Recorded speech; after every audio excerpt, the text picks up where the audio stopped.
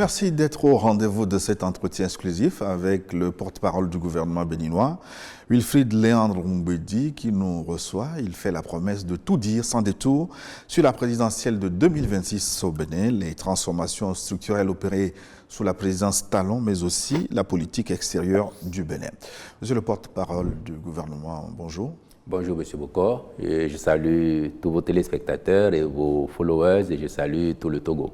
Merci de nous recevoir chez vous. C'est un plaisir. Nous démarrons cet entretien avec un sujet qui fâche peut-être. Oswald Omeki, Olivier Boko, encore des concurrents politiques envoyés au NOUF. N'est-ce pas une nouvelle mauvaise publicité pour la politique béninoise? Pour nous, ce n'est pas un sujet qui fâche. Et contrairement à la lecture que vous en avez, M. Omeki, M. Boko, qui sont pour nous des frères et un aîné, étaient, jusqu'à la date où le complot a été éventré, étaient les amis du président de la République. Et mieux, M. Boko, c'est plus qu'un ami, il appelle son frère. Donc il n'y a pas de concurrence. Il n'y a pas de concurrence. Et il n'y a pas de concurrence à l'égard de Patrice Talon, dont le mandat finit dans 15 mois et qui, formellement, a acté son départ déjà. Par contre, il y a eu un dossier dont la justice a connu, laquelle justice a eu le temps de faire ses enquêtes, de tirer les conclusions, d'organiser un procès régulier au cours duquel les intéressés ont eu la possibilité de s'exprimer, de se défendre, même si à un moment donné, dans leur stratégie, ils n'ont pas voulu aller au fond du débat, mais la justice avait des éléments qui ont conduit à la condamnation de ces personnes. Et vous dites, encore des concurrents politiques au NOUF? Non, il n'y a pas de concurrent politique qui soit allé au NOUF parce qu'il n'aurait rien fait. Vous avez au Bénin une démocratie qui fonctionne, où il y a des adversaires, il y a des opposants, il y a des critiques et parfois très acerbes qui sont là, à qui personne ne dit rien. Cependant, il y a des acteurs politiques qui, à un moment ou à un autre, ont commis des actes répréhensibles dont la justice est obligée de se saisir ou pour lesquels la justice doit être saisie. Le cas échéant, elle fait son travail, qui est d'enquêter, d'arriver à des conclusions fortes et de tenir un procès. Parce que c'est trop facile. Si on dit qu'on est un acteur politique et qu'on s'est retrouvé en prison juste parce qu'on est acteur politique, aucune loi au Bénin n'a prévu un délit politique. Aucune loi. Par contre, il y a des délits de droit commun. Monsieur Boko, vous êtes journaliste. Au Bénin, les délits de presse sont dépénalisés. Donc, si vous venez ici, vous exercez au Bénin comme journaliste, vous me diffamez, comme vous voulez. Je ne peux pas vous faire condamner à une peine de prison. Tout au plus des amendes et des dommages d'intérêt. Donc vous ne pouvez pas aller en prison. Mais si en tant que journaliste, vous volez la moto ou la voiture de quelqu'un dans la ville, même si vous avez une carte de presse, même si c'est affiché sur votre poitrine ou votre front que vous êtes journaliste, vous avez commis un délit de droit commun pour lequel vous serez jugé et vous irez en prison. Ceux qui ne savent pas vont dire « Oh, on a mis un journaliste en prison ». On n'a pas mis un journaliste en prison. On a mis un voleur de voiture ou de moto en prison. Donc, lorsque les acteurs politiques, forts de leur casquette, en arrivent à commettre des actes qui relèvent du droit commun, ils doivent répondre comme tout citoyen. Et c'est ce qu'il s'est passé au Bénin pour toutes les personnes auxquelles vous pensez. Aucun citoyen béninois, parce qu'il serait politique, parce qu'il serait un adversaire, ne s'est retrouvé en prison. La preuve, il y en a 10 000 autres qui sont là, à qui personne ne dit rien, qui pourtant font leur travail de politiciens, critiquent à l'envi et parfois même dans l'outrance. Et pourtant, personne ne les a envoyés en prison. Mais pour insister un peu sur les cas Oswald Omeki et Olivier Boko, Boko qui n'est pas mon frère malgré son nom, ce sont des amis, des frères d'hier. S'ils ont décidé de prendre les armes, de retourner les armes contre vous, c'est qu'ils ont de bonnes raisons peut-être. Moi, je n'ai pas de commentaire à faire sur les intentions, sur ce qui a été fait. La justice a fait un travail. La justice est arrivée à ses conclusions. Sa religion, c'est que les faits qui leur sont reprochés étaient constitués et ces faits sont sanctionnés par le code pénal à l'aune duquel ils ont été condamnés.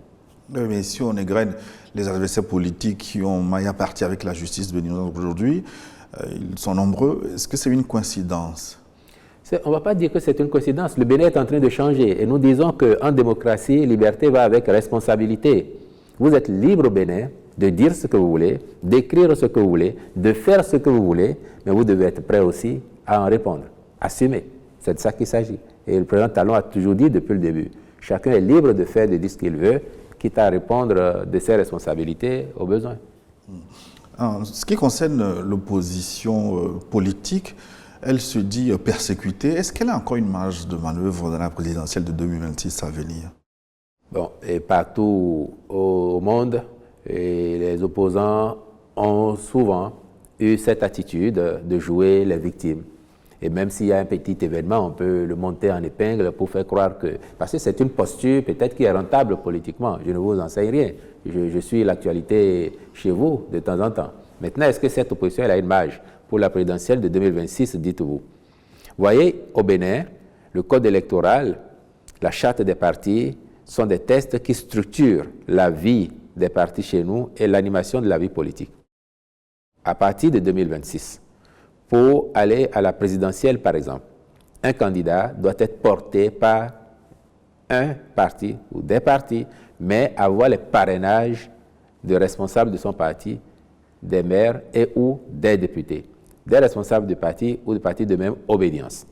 Quand vous regardez aujourd'hui factuellement, à l'Assemblée nationale, nous avons 3 grands partis. L'Union progressiste, le Renouveau, le premier parti du Bénin, le BR et les démocrates qui sont à égalité en nombre de sièges au Parlement. Les démocrates ont 28 députés, comme le BR. Les 28 députés qu'ils ont suffisent pour leur donner les parrains qui, eux, représentent 20% du corpus des parrains, maires et députés confondus, provenant d'au moins 15 circonscriptions électorales. Ils ont ça, les démocrates. Donc, à l'heure où je vous parle, ils ont ce qu'il leur faut pour désigner leur duo de candidats à la présidentielle de 2026. Et nous avons fait quelque chose de formidable. En votant le code électoral, nous avons sécurisé les élus des partis. Donc les démocrates, ils sont rassurés de ce que leurs 28 députés doivent leur rester jusqu'à la fin de la législature. Il ne peut pas se passer demain qu'un député LD démissionne de son parti et vienne se faire encarter auprès des partis de la mouvance et dit, par exemple, lui, il va donner son parrainage à un candidat de la mouvance. Ce n'est pas possible. Le Code a sécurisé cela. Mais quand le Code fait ça, c'est parce que nous avons décidé de remettre les partis au cœur du jeu politique, au cœur du jeu démocratique. Il faut savoir que dès 1990, dans la Constitution, on a dit que ce sont les partis qui animent la vie politique chez nous. Et il se fait que pendant 30 ans, nous avons eu une pratique totalement débridée où on avait des partis pas viables du tout, de sorte qu'aucun d'entre eux n'a jamais réussi à conquérir le pouvoir d'État. Vous feriez une élection présidentielle au Togo, en tout cas depuis combien de dizaines d'années, ça serait surprenant que le président ne provienne pas d'un parti politique, n'est-ce pas? Parce que vous avez eu le temps d'avoir quelques partis qui sont costauds.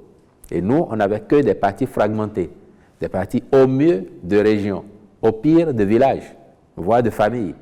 Et désormais, nous sommes dans la logique d'avoir des grands partis, des partis d'envergure nationale, qui portent eux-mêmes des leaders qui ont une certaine envergure. Et c'est ça le but et le gain majeur de cette réforme. Parce qu'on sait tous que la gouvernance est déterminée par la qualité du personnel politique. Et ce personnel politique, il faut faire en sorte qu'il soit le plus qualifié possible. C'est ce que nous avons commencé à faire au Bénin. Eh bien justement, est-ce que cette vision du chef de l'État portée à son arrivée au pouvoir, d'assainir l'environnement des partis politiques, de les réduire, est-ce que cette politique, cette vision a prospéré aujourd'hui? Est-ce qu'elle est efficace? Est-ce que les résultats sont bons? Il ne s'agissait pas pour le chef de l'État de réduire les partis politiques, non. Avant l'avènement du président Talon, toute la classe politique béninoise, toute obédience confondue, avait décidé, ou en tout cas avait réfléchi et acté la nécessité d'opérer les réformes. Mais il fallait beaucoup de courage pour faire ça. Beaucoup de courage. C'est ça qui fait qu'avant Patrice Talon, personne ne l'a vraiment fait. Le président Boni Yayi, quand il reprenait le pouvoir en 2011, donc à son deuxième mandat, si vous avez suivi son discours d'investiture, il mettait l'accent sur la nécessité d'oser faire des réformes, notamment du système partisan. Le président Adrien Oumbeji, qui est redevenu président de l'Assemblée nationale en 2015, dans son discours d'investiture comme de l'Assemblée nationale, il a réaffirmé la nécessité de réformer le système partisan béninois. Eux, ils parlaient déjà de resserrer le nombre pour faire de grands partis. Mais après, entre les intentions et les actes, il y a généralement loin de la coupe aux lèvres. Mais le président Talon a décidé, lui, de rester fidèle au diagnostic qu'il a fait en tant que candidat et à l'engagement qu'il a pris de procéder à ces réformes. C'est pour ça que, très vite, en discutant avec les uns et les autres, il a dit, nous devons y aller. Et la réforme fait quoi?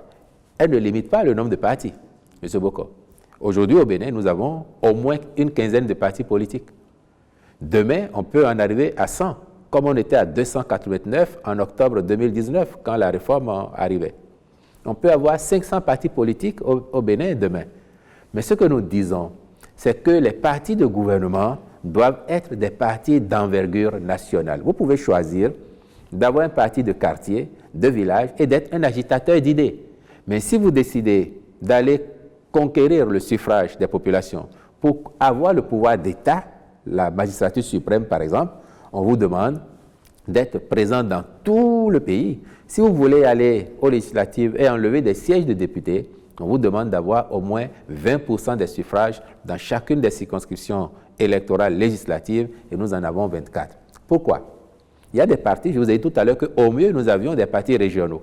Certains peuvent se concentrer sur une, deux régions, 3, 6 départements sur 12, peut-être 20 communes ou même 50 communes sur 77 et considérer que ça leur suffit. Nous disons, un parti politique qui veut être un parti de gouvernement, qui doit générer des hommes d'État, il doit s'occuper de tous les Béninois. Donc, aucune commune ne doit être considérée comme quantité négligeable. Et ça fait quoi? Ça favorise l'unité nationale.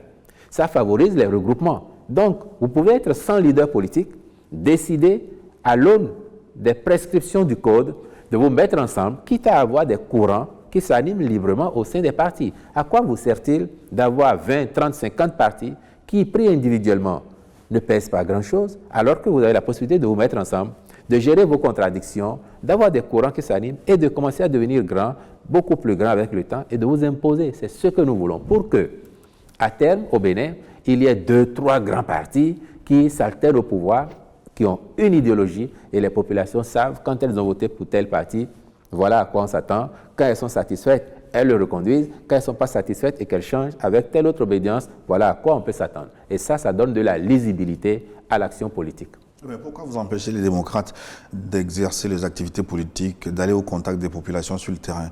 Parce que ce parti sort régulièrement pour dénoncer les entraves à la liberté d'exercice de leur droit d'être au contact des populations. Quand vous avez une activité à faire ici, un rassemblement, vous faites une déclaration. L'autorité administrative apprécie.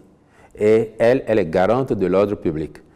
Parfois, pour ce que j'ai entendu de certains maires qui l'ont dit publiquement, il n'y a que les demandes qui sont introduites ne respectent pas les formes.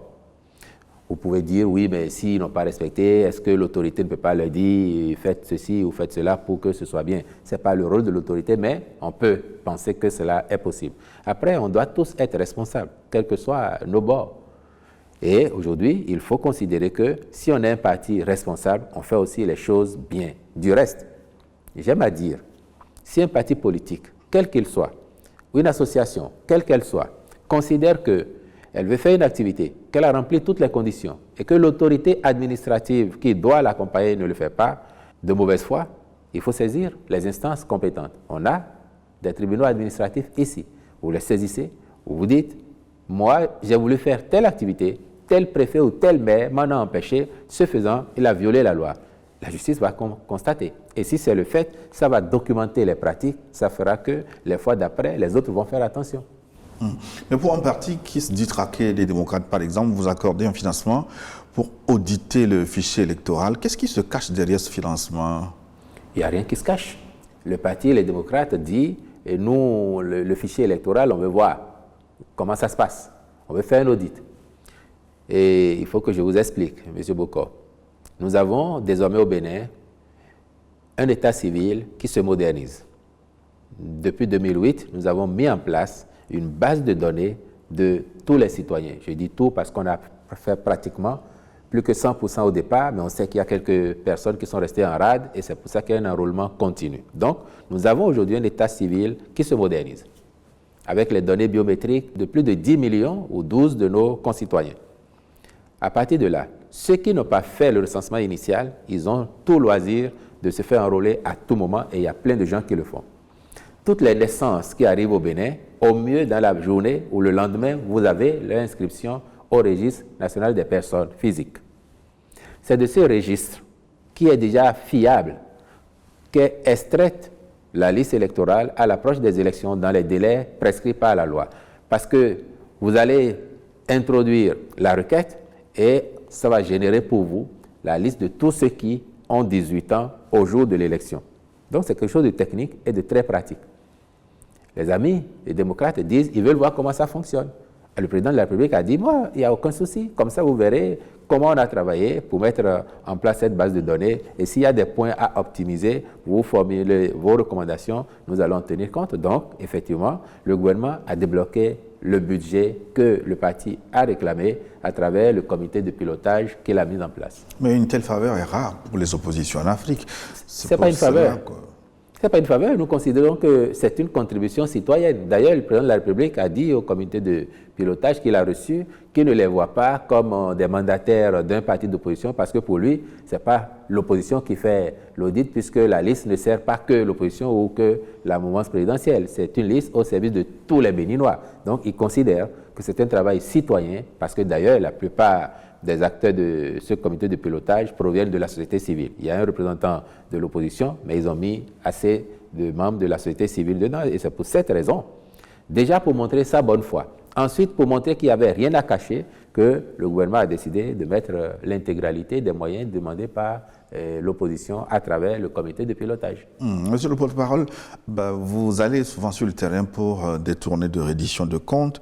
Que disent les Béninois? Sont-ils satisfaits des réformes que vous avez opérées, des réformes qui ont porté des fruits avec des performances économiques reconnues sur le continent, sur le plan des infrastructures, en matière de santé et d'emploi? Vous avez changé le Bénin en disant, est-ce que le Béninois est satisfait de ces performances? Mais merci de le reconnaître, vous qui venez, même si ce n'est pas de très loin, mais d'un peu loin quand même, et d'un pays voisin, c'est vrai que ça frappe. Pour la personne qui ne vit pas au Bénin, ou qui vient périodiquement, ça frappe les changements que l'on voit. Et effectivement, le Bénin a fondamentalement changé. Ça, c'est à l'actif de tous les Béninois, tous les citoyens, quel que soit leur rang, quelle que soit leur obédience politique. C'est le travail, dit le président Talon, de tous les Béninois. Que disent-ils quand on va à leur rencontre? Globalement, aujourd'hui, ils sont satisfaits. Globalement. Ils voient que le pays change, ils voient que le pays se transforme. Et ce qui est encore plus réconfortant, plus gratifiant, c'est les gens qui, au départ, ne croyaient pas du tout et vous disent, moi, au départ, franchement, je ne croyais pas à M. Talon. Je n'ai même pas voté pour lui, je ne l'ai pas soutenu. Mais aujourd'hui, je vous le dis, il y en a tellement qui souhaiteraient même qu'il puisse continuer l'aventure au-delà de 2026, ce qui, pour nous, n'est pas à l'ordre du jour. Donc, les Béninois, ils sont satisfaits, et parce qu'ils sont satisfaits, le gouvernement, il est aussi un peu victime des succès qu'il a engrangés. Tout le monde veut désormais avoir dans sa commune, voire dans son village, telle infrastructure. On fait des marchés modernes. Vous allez dans des communes où les circonstances ne permettent pas encore de le faire, tout le monde vous dit, à quand notre marché moderne? On fait des routes, aujourd'hui, de plus en plus durables. Et le président Talon a lancé un chantier, c'est celui de connecter toutes les communes par au moins une voie bitumée. Et nous y sommes pratiquement à une ou deux communes près. On a réussi ça. Des routes réalisées, certaines en cours, d'autres déjà engagées pour lesquelles on a signé. Toutes les populations vous disent, on veut des routes, mais on veut des routes de cette qualité parce qu'on voit que c'est durable. On peut ajouter les stades de... Et au-delà des routes, ils veulent des stades parce qu'on aura quand même fait 22 stades omnisports en un mandat de 5 ans et toutes les autres communes vous disent, à quand notre stade? Ou encore, on a eu un programme emblématique, asphaltage. Au-delà des routes, on essaye maintenant de construire nos villes, de faire l'urbanisme avec des voies bitumées ou pavées et avec des collecteurs pour que les eaux s'écoulent. Dans la première phase de ce programme, on a impacté 9 villes. Et toutes les autres communes du Bénin veulent aussi leur programme asphaltage. Donc vous allez n'importe où, on vous demande quand est-ce que chez nous, quelques rues vont être asphaltées. Et donc aujourd'hui, on sent un état d'esprit où les Béninois sont plus optimistes et considèrent que les temps changent positivement et qu'il n'y a pas de raison que le progrès, le développement ne viennent partout sur le territoire béninois à quelques échéances bientôt. Pour les infrastructures, c'est très visible. Les agrégats économiques vous donnent raison. Mais quand on interroge le panier de la ménagère, il est encore en souffrance. Où va l'argent? Le panier de la ménagère, comme vous dites, nous, on a conscience qu'on On fait tout ça pour améliorer le cadre de vie, améliorer les conditions des populations, mais on aimerait tellement aussi que dans les poches, il y ait encore plus d'argent. Mais le débat sur le panier de la ménagère, c'est un débat éternel. Il a existé hier, il existe aujourd'hui, il existera demain encore, on n'en finirait jamais. Et je vous mettrai au défi de me citer un seul pays où on ne parle pas de ça. Mais nous sommes en phase de construction. Regardez, M. Boko, au-delà des réalisations que vous avez évoquées, je vous donne l'exemple sur le chantier du numérique, la digitalisation, la dématérialisation.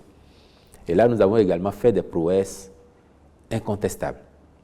Aujourd'hui, au Bénin, vous avez à peu près 200 services publics disponibles en ligne. Si vous êtes béninois et que vous êtes né à Parakou ou à Natitengu ou à Tangueta, vous vivez à Cotonou, avant, pour avoir votre casier judiciaire, il vous faut vous déplacer.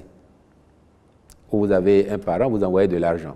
Si vous vous déplacez, vous allez prendre un hôtel si vous n'avez pas de connaissances auprès de qui vous restez. Dans tous les cas, vous payez le transport. Aujourd'hui, où que vous soyez sur le territoire national, vous appliquez en ligne, vous faites votre demande de casier judiciaire et vous l'avez sans avoir à vous déplacer. Ça vient dans votre boîte, vous imprimez. Vous avez même le fichier. Comme au Togo, d'ailleurs.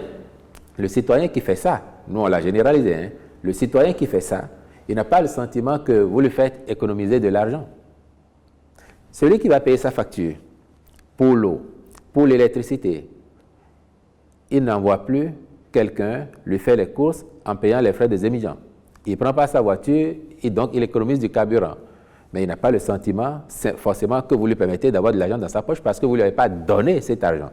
Pourtant, on a fait tellement de réalisations aujourd'hui pour faciliter la vie aux populations et tout cela, l'effet induit, c'est que grâce au numérique, il y a des dépenses dont on fait l'économie et cet argent reste dans les poches. Donc, on va continuer à faire ça pour amplifier encore l'impact du numérique sur la transformation de notre société et la facilitation de la vie aux populations. Néanmoins, j'entends bien que cela ne suffit pas. Si on va viser spécifiquement le panier de la ménagère, c'est encore nous qui, en décembre 2022, avons décidé de faire une revalorisation des salaires et de la faire à des niveaux jamais atteints auparavant au Bénin. Vous avez des corps de métier où les augmentations ont atteint jusqu'à 60%, 50%, chez d'autres 40, 35, 30%. Inédit au Bénin, ça n'avait jamais été fait avant.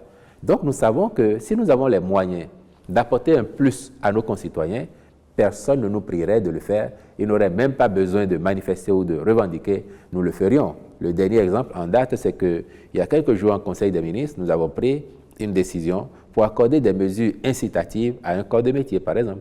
Certains professionnels de la santé, des médecins, qu'ils soient généralistes ou spécialistes, ou certains praticiens spécialistes du secteur de la santé, parce que nous voulons qu'ils restent à leur poste et qu'ils délivrent de meilleures prestations à nos populations. Quand on fait ça, quand on fait en sorte que l'école fonctionne bien, que l'hôpital fonctionne, parce que les enfants ne sont plus livrés à eux-mêmes dans les rues du fait de grèves intempestives, à l'hôpital, plus aucun agent ne dit à une femme enceinte qui arrive en travail, « Madame, on ne peut pas s'occuper de vous, tant pis pour votre vie, tant pis pour la vie de l'enfant que vous portez. » Quand on fait ça, on apporte un plus à nos populations. Et ça aussi, ça participe de l'amélioration des conditions.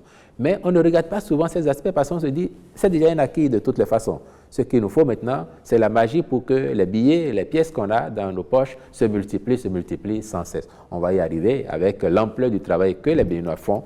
Génération après génération, arrivera un moment où le bien-être sera quelque chose d'évident et de généralisé dans le pays. En matière d'emploi, vous avez quelques chiffres à votre actif. Vous avez généré des emplois, notamment avec la construction du centre industriel de Glodjibé. Mais là, la question qu'on se pose, est-ce que les salaires sont décents? Parce que les jeunes qu'on voit déferler le matin, ressortir le soir de ce centre industriel, est-ce qu'ils sont satisfaits des revenus qui leur sont proposés? Je suis heureux de vous entendre dire ce constat-là et de dire qu'à Glodjibé, ça déferle, c'est le mot. Parce qu'il faut vous positionner là-bas un matin, à l'arrivée ou un soir à la sortie pour voir effectivement le déferlement. Les conditions de travail sont prévues par le Code du travail. Et donc les employeurs qui sont là ne font rien en dehors du Code du travail. Et aujourd'hui, à Glodjibé, près de 20 000 jeunes béninois qui y travaillent. On peut souhaiter, même vous et moi, on peut souhaiter avoir mieux. Et donc, j'entends bien que nos concitoyens qui ont un emploi à Glodjibé souhaitent avoir mieux. Et nous, notre devoir, c'est de faire en sorte qu'il y ait de plus en plus d'usines, d'entreprises qui s'installent pour recruter des jeunes et qui fassent qu'ils échappent à la précarité. Et à partir du moment où ils font bien leur travail, qu'ils gagnent mieux, c'est également notre souhait. Pour Cotonou, maintenant, qui a réussi à sortir la tête de l'eau, classée même la ville la plus propre de la sous-région, comment en êtes-vous arrivé là? Mais ça a été beaucoup de travail lié à l'ambition exprimée par le président de la République et aussi la détermination des Béninois. Parce que n'oubliez pas, nous, on n'a jamais prétendu que tout ce que nous faisons, c'est l'œuvre du gouvernement et du président de la République seulement. Le Bénin, avant 2016, vous êtes arrivé à Cotonou, je suis sûr que vous avez dû écarquiller les yeux pour voir si vous pouviez ramasser un sachet au sol, et vous n'en trouverez pas. Sur la bonne partie de la ville, avec les voies, vous n'en trouverez pas. Il faudra aller chercher loin, loin, loin, loin, loin. On a fait ça à force de détermination, à force de sérieux. On a mis en place la société de gestion des déchets solides qui s'occupe de 7 communes du Grand Oukoué et de la commune, 5 communes du Grand Oukoué et la commune de Parakou aujourd'hui, en attendant de généraliser son activité en s'étendant au fur et à mesure. C'est ça qui fait que la ville est maintenue propre. Le programme asphaltage que nous avons initié amène aussi la transformation qui est en cours dans la ville. Et c'est pour ça que vous verrez qu'il y a de plus en plus d'axes qui sont ou bitumés, ou pavés, éclairés, de sorte que même la nuit, les affaires continuent ici à Cotonou. Et ça, c'est quelque chose qui a été remarquable. Et nous sommes heureux que de l'extérieur, ça se voit aussi au point, effectivement, de faire de Cotonou la première ville la plus propre de notre sous-région et la 6e sur le continent. C'est une prestation remarquable et nous, notre ambition, c'est de maintenir et améliorer les niveaux de satisfaction, les niveaux de performance que nous réalisons actuellement. Et peut-être que, parlant de Cotonou, on peut ajouter l'emblématique programme d'assainissement pluvial de la ville de Cotonou, qui nous fait débourser depuis quelques années jusqu'en 2026 à peu près 300 milliards de francs CFA pour sortir Cotonou des inondations. Il y a quelques années, dès que les premières pluies s'invitaient, Cotonou avait déjà les pieds sous l'eau. Bon, et on connaît, on nous dit que la ville est en dessous du niveau de la mer, donc les inondations, c'est imparable. Mais nous avons commencé à faire un travail, non seulement asphaltage, mais assainissement pluvial de la ville de Cotonou, avec la construction de collecteurs, avec l'aménagement des voies. Et nous avons observé que depuis lors, il y a moins d'eau qui stagne. Et quand nous aurons fini ce programme d'assainissement pluvial de la ville de Cotonou, les populations seront délivrées des inondations. Que vous reste-t-il à faire en demandant qu'est-ce que vous n'avez pas réussi à apporter aux Béninois? Un État, un pays, il est éternel et c'est un chantier éternel. On aurait même réussi aujourd'hui à couvrir toutes les rues du Bénin de bitume ou de pavés, fleuries, éclairées. On aurait réussi à faire un hôpital dans chaque village, à faire en sorte que les enfants qui ont la cantine scolaire à l'école, et aujourd'hui ils sont 1,3 million, qui mangent du premier jour de la rentrée au dernier jour des classes, c'est-à-dire le jour des vacances. Avant 2016, c'était 20 jours dans l'année que les enfants pouvaient manger et ils étaient à peine 200 000. Aujourd'hui, plus d'1,3 million mangent du premier au dernier jour des classes. Qu'est-ce qu'on aurait fait tout ça qu'il y aurait toujours des besoins? Les gens qui ont un repas chaud, on pourrait penser à faire 2 repas pour eux, à agrémenter le repas d'un gros morceau de poisson ou de viande. Les gens vont dire qu'il nous faut davantage de médecins. On a fait de l'eau potable partout. Si on fait tout ça, on a l'électricité partout.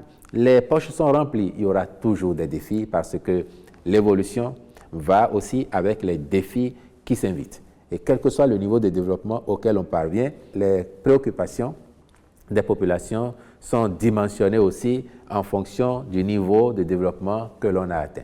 Nous sommes pratiquement à 1 an de la fin du 2e et dernier mandat, en principe, du président Patrice Talon. Jusque-là, aucun indice sur le dauphin du président.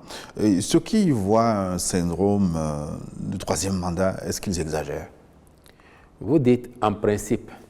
Moi, je vous dispense du bémol que vous posez. Il n'y a pas de en principe au Bénin. C'est 2 mandats, pas plus. La Constitution qui a été révisée en 2019, à un moment où l'Assemblée nationale était composée de députés entièrement acquis à la cause du président Talon. 100% de députés. C'est ce que vous avez appelé l'Assemblée monocolore. Après le boycott des législatives de 2019 par l'opposition, les deux partis qui soutiennent le pouvoir se sont retrouvés à l'Assemblée. Ce sont ces partis, entièrement acquis à l'action du président Talon, qui ont conduit une révision sous la houlette du président Talon lui-même et dans laquelle, au lieu de lever le verrou de la limitation des mandats, on l'a plutôt corsé en disant qu'au Bénin, nul ne peut, de sa vie, effectuer plus de 2 mandats de président de la République. Mieux, on a ajouté que la révision qui est intervenue n'instaure ni une nouvelle République, ni une nouvelle Constitution, pour que le débat soit définitivement clos au Bénin. Donc, il n'y a pas de principe. C'est le 2e et le dernier mandat. À supposer même qu'il y ait une nouvelle Constitution ou une nouvelle République. Le fait de dire que nul ne peut de sa vie faire plus de 2 mandats au Bénin solde le débat. Donc, pour nous, il n'y a pas de en principe. Le président Talon effectue en ce moment son second mandat, ça veut dire le dernier, et dans 15 mois, vous aurez le bonheur de constater que le Bénin aura vécu une nouvelle alternance pacifique où un président élu passe ses 2 mandats et transfère le pouvoir à son successeur dans la paix et avec les vœux de réussite qui conviennent. Même si le TOFA l'invite exceptionnellement à ajouter un 3e mandat. Moi, je n'ai pas noté que le TOFA invite le président Talon à faire un mandat au-delà de celui-ci. Et le TOFA, ça n'est pas la Constitution. J'entends cependant des concitoyens, quelle que soit leur obédience, parce qu'on entend davantage dans les médias, sur les réseaux, certains qui sont de la majorité présidentielle, mais on entend les populations à la base demander est-ce qu'il n'est pas possible que le président fasse un nouveau mandat. Et je parle des populations qui sont satisfaites du bilan parce que, à l'arrivée, leurs attentes sont plus comblées qu'elles ne l'espéraient. Beaucoup n'espéraient pas que le Bénin ferait autant de progrès sous le président Talon. Mais malgré ces appels-là, la constitution béninoise, elle sera respectée. Le président Talon passera la main à son successeur pour le bien du pays et nous resterons un exemple de démocratie et de développement sur le continent. Le président Talon, que dit-il de ses invites à faire un 3e mandat, de ses appels à la télévision ou à travers le TOFA, vous qui avez la chance d'avoir de temps en temps d'être dans les secrets des dieux, que dit-il le président Talon? Il en rit? Ben, c'est le mot. Il en rit. À la limite, ça lui fait ni chaud ni froid. Après, c'est un peu flatteur que des gens disent « Oh, le bilan est tel que… » Franchement, on ne l'avait pas espéré. Mais s'il y avait possibilité de continuer, on serait tellement heureux de le voir pousser encore plus loin les limites du développement, ce qui a commencé sous lui. Mais le président, il a dit, moi quand je venais, peut-être que je n'avais pas idée que nous ferions un chemin aussi remarquable. Donc pourquoi vous ne pensez pas que celui qui viendrait après moi peut faire encore mieux que ce qu'avec moi et vous on a commencé à faire? Donc moi j'ai foi que celui qui vient après moi fera en sorte que le progrès du Bénin s'intensifie et que nous soyons tous satisfaits afin que, président après président, au fil du temps, le Bénin s'élève et que tous nous soyons fiers de ce beau pays. Et le dauphin, qui va remplacer le président Talon? Vous pouvez prendre la nationalité béninoise, hein? Peut-être que vous l'avez depuis et que vous me la cachez. Mais j'ai le malheur de porter le long Boucor. Ah, ce n'est pas un malheur, bien au contraire. Si vous avez la nationalité béninoise et que vous remplissez les conditions, vous pouvez être dauphin. Donc les dauphins, c'est tous les Béninois. Aujourd'hui, c'est tous les Béninois qui remplissent les conditions pour être président de la République.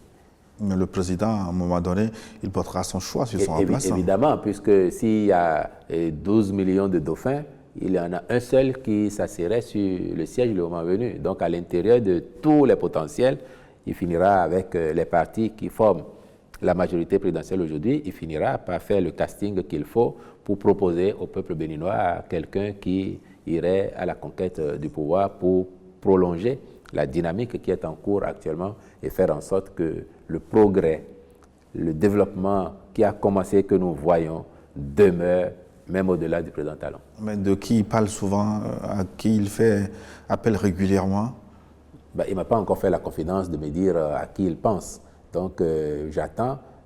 Et votre insistance fait que je vous soupçonne d'avoir la nationalité béninoise et peut-être de me cacher que vous parlez avec le président Talon pour être demain son champion.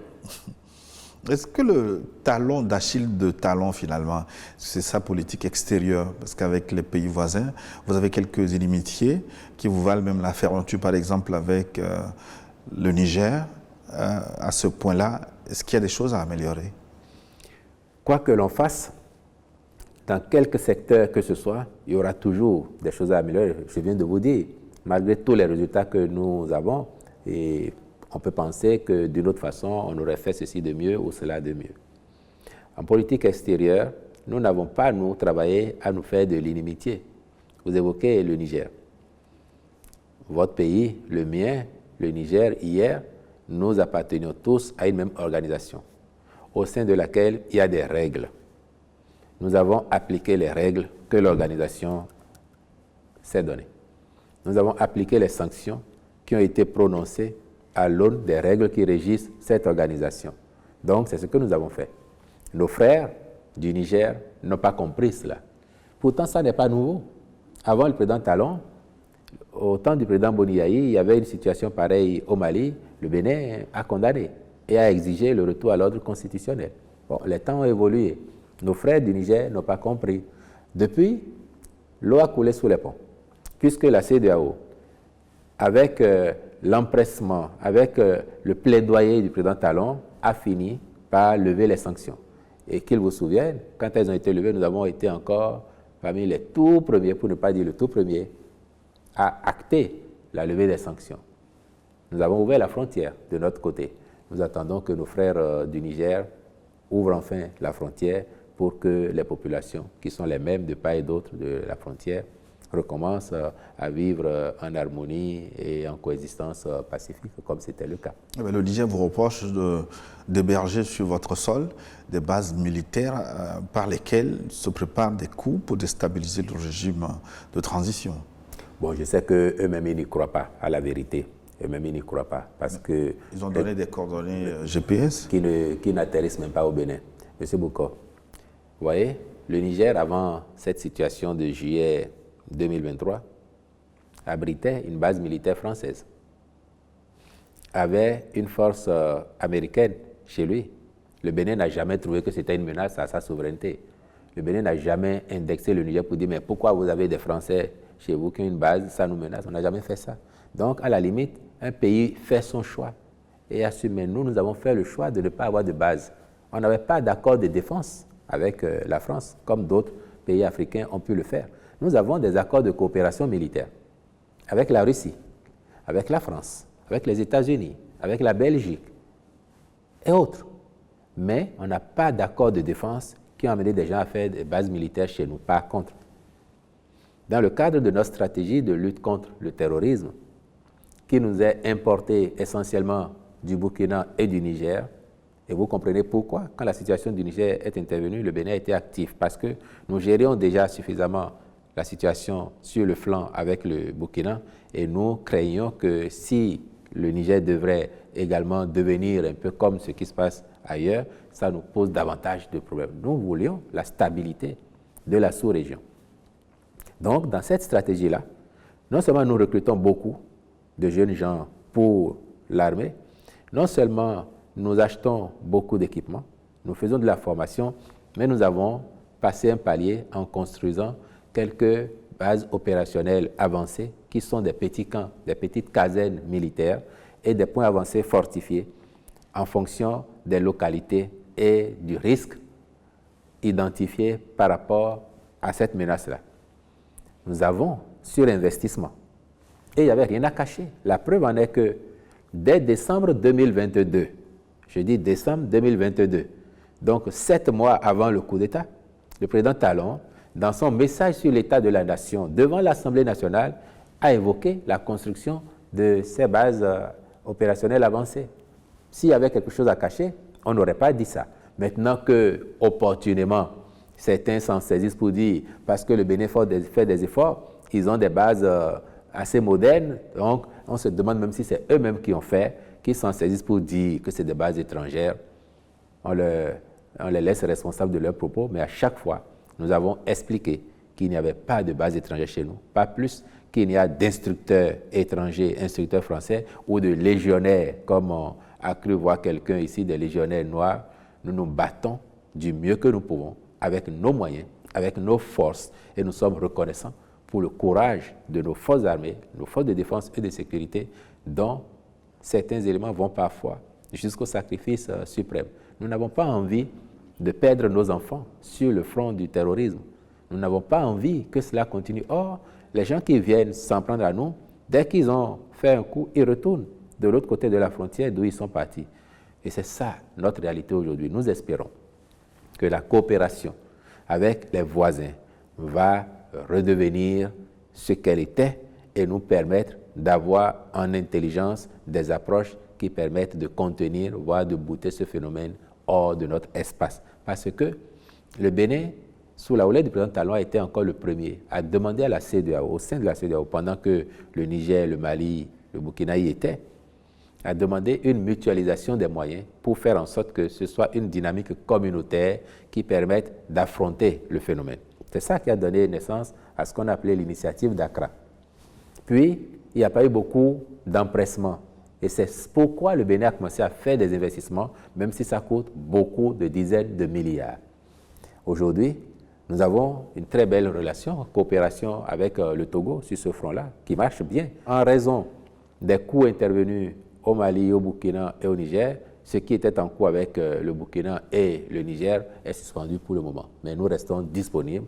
Nos forces de défense et de sécurité renouvellent, réitèrent leur offre de coopération et nous avons bon espoir qu'à un moment ou à un autre, nos frères des autres pays comprendront qu'il nous faut conjuguer nos efforts et qu'ensemble, nous serons plus forts pour vaincre ces criminels. En êtes-vous avec les tractations avec le Niger?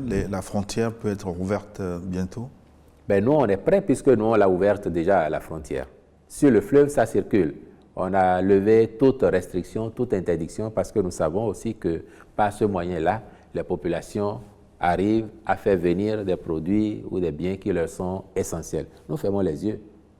Maintenant, en ce qui concerne l'ouverture formelle de la frontière, ben nous, si les autorités nigériennes nous disent ce soir, nous ouvrons les frontières, nous dirons tant mieux. Si c'est demain qu'elles ouvrent, nous dirons tant mieux. Dans tous les cas, nous avons bon espoir qu'elles finiront par ouvrir les frontières parce qu'elles seront convaincues définitivement de ce que le Bénin n'est pas une menace pour le Niger et que nous n'avons jamais, nous, planifié d'attenter à la sécurité du Niger. Nous sommes des frères. On peut parfois, entre frères, en famille, connaître des frictions. On dit bien que la langue et les dents se chamaillent tout le temps, mais elles sont appelées à cohabiter. Entre frères, il arrive parfois que le temps monte et après, tout rentre dans l'ordre. Nous considérons que c'est une mauvaise passe et que les choses vont rentrer dans l'ordre quand les autorités nigériennes parviendront à la conviction définitive que les Béninois sont leurs frères, que le Bénin est un pays frère et ami et que le Bénin n'a aucun projet d'attenter à leur sécurité ou de pactiser avec qui que ce soit pour attenter à leur sécurité. C'est-à-dire que vous n'avez rien contre le projet de l'Alliance des États du Sahel. Est-ce que le Bénin peut collaborer avec l'AES d'ici là? Pourquoi voulez-vous qu'on ait quelque chose contre ce projet? La dynamique des États, c'est une dynamique évolutive. C'est une dynamique évolutive. L'AES, aujourd'hui, c'est une réalité, c'est un regroupement d'au moins 3 pays. Ça peut s'étendre demain à 4, 5, 10 autres. Peut-être que la CEDEAO va changer de forme ou bien qu'elle va s'élargir à d'autres qui veulent être observateurs ou que d'autres pays iront demain vers d'autres organisations. C'est une dynamique. Quand on est dans une organisation, l'important, c'est de respecter les règles que l'organisation se donne. Et nous, en tant que membres de la CEDEAO aujourd'hui, nous respectons les règles. Si demain la dynamique fait que nous sommes dans un autre groupe ou bien que la CEDEAO change d'approche, nous serons encore des partenaires loyaux mais responsables. Et c'est ce que nous faisons. Donc, est-ce qu'on peut coopérer avec l'AES? Les pays de l'AES, ce sont nos voisins, ce sont nos frères. La nature nous condamne à coopérer, quelle que soit l'approche des uns et des autres pour défendre leur souveraineté, pour promouvoir leur développement. Est-ce que, parce que le Niger fait partie de l'AES, demain, on va se réveiller et constater que le territoire nigérien a été déplacé et envoyé ailleurs, il n'est plus à côté du Bénin? Ce n'est pas possible. Est-ce que le Burkina peut être éloigné de nous, à moins d'une nouvelle tectonique des plaques qui va faire que le sol se fende et que le continent se divise, comme on a commencé à l'observer quelque part dans la corne de l'Afrique? À moins d'avoir un tel phénomène, nous sommes condamnés à être des voisins et donc nous coopérons avec le Niger, avec le Burkina, avec le Mali, avec tous les autres, quel que soit le regroupement ou les regroupements auxquels ils appartiennent. On n'a pas de jugement, on n'a pas de jugement de valeur sur le choix des États d'appartenir à telle ou telle organisation. C'est un choix souverain. Et en tant que tel, il ne nous appartient pas de commenter, de critiquer ou autre, non. On prend acte et ce qu'on peut faire de bien, on le fait. Monsieur le porte-parole du gouvernement béninois, nous arrivons à la fin de cet entretien. Pour terminer, quel sera selon vous le plus bel héritage laissé aux Béninois par le président Talon dans un an quand il va quitter le pouvoir? Mais c'est déjà connu. Lui-même, il dit qu'il considère que sa plus grosse réalisation, c'est d'avoir contribué à changer l'état d'esprit des Béninois, l'état d'esprit de ce peuple. Effectivement, aujourd'hui, les Béninois, ils sont de plus en plus convaincus qu'il n'y a pas de rêve trop grand pour le Bénin, que toutes les ambitions sont à notre portée tant que nous le voulons, tant que nous travaillons à cela. Les gens sont moins défaitistes. Avant 2016, le désespoir avait souvent été le lot des Béninois. Quand on a élu un président, en général, c'était en sanctionnant son prédécesseur parce qu'on était déçu. Et le nouveau vient, la déception revient. Le pays ne se développe pas. Les conditions de vie ne s'améliorent pas. Or, aujourd'hui, on a vécu un phénomène contraire. Le président Talon est venu d'abord porté par une vague d'espoir. Et puis très vite, quand les réformes ont commencé, parce que c'est difficile, les gens étaient déçus. On dit, oh, on a fait une erreur. Pourquoi on a pris ce monsieur? Il est si rigoureux, il est si méchant. On a entendu même ça, hein, méchant. Mais aujourd'hui, les mêmes disent, ah non, il aura fallu son courage pour nous montrer que c'est possible. Et fort heureusement, quels que soient les bords, croyez-le, M. Boko, hein, même nos plus gros contenteurs, en dehors des caméras, ils nous disent, franchement, le niveau où le président a porté le pays, le travail que vous faites, c'est remarquable. En dehors des caméras, ils nous le disent tous. Donc les Béninois se disent, c'était possible. Et désormais, c'est possible, ça doit rester possible, que notre pays progresse de façon continue. C'est ça, pour Talon, le plus bel héritage qu'il aurait laissé. Ce n'est pas l'Amazone qui est devenue aujourd'hui une attraction mondiale. Ce n'est pas les belles routes. Ce n'est pas l'école qui fonctionne mieux. Ce n'est pas l'hôpital qui fonctionne mieux. Parce qu'il considère que cet état d'esprit détermine tout le reste. Si on le maintient, on va faire encore des prouesses de plus en plus grandes. Et à terme, le pays sera définitivement transformé pour que nos enfants, nos petits-enfants vivent dans un Bénin meilleur que nous n'avons pas forcément connu. Merci, Wilfried Léandre Mbedji. C'est moi qui vous remercie. Nous arrivons à la fin de cet entretien. Merci de nous avoir suivis. Vous pouvez le retrouver sur notre chaîne YouTube. À très bientôt.